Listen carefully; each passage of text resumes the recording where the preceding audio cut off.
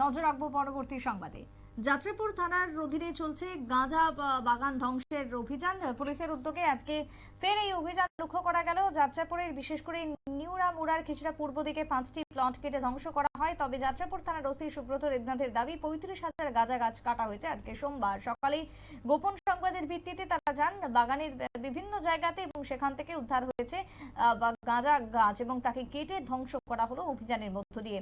প্রায় 2 সপ্তাহ পর এই গাঁজা চাষ বন্ধ করার অভিযান ছিল যাত্রাপুর থানার। পুলিশের কি বক্তব্য শুনুন। আমার কাছে খবর আসে আমাদের পূর্ব পাহাড়পুরের ঠাম্মামুড়া গ্রামের জঙ্গল এলাকাতে অবৈধভাবে গাঁজা চাষ করা হয়েছে।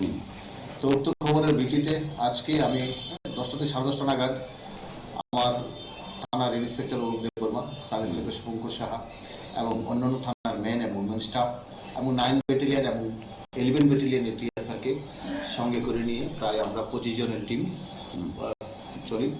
ওইখানে ঠাম্মামুড়া গ্রাম অতিক্রম করে আরো অনেক প্রায় 4-5 কিলোমিটার। আপনারা শুনলেন গাঁজা গাছ ধ্বংসকে কেন্দ্র করে পুলিশের বক্তব্য। তবে ইতিমধ্যেই এই গাঁজাকে আরো বিপুল পরিমাণে গাঁজা গাছ ধ্বংসের অভিযান করতে হবে যাতে করে আগামী দিনে এই চাষ বন্ধ করা হয় এবং যারা জড়িত রয়েছেন চাষের সাথে তাদেরকে খুঁজে বের করতে হবে এবং পদক্ষেপ গ্রহণ করতে হবে। এই দাবি এখন উঠে আসছে সমাজের শুভবুদ্ধি সম্পন্ন মহল থেকে। ছোট্ট বিরতির পর ফিরছি, সঙ্গে থাকুন।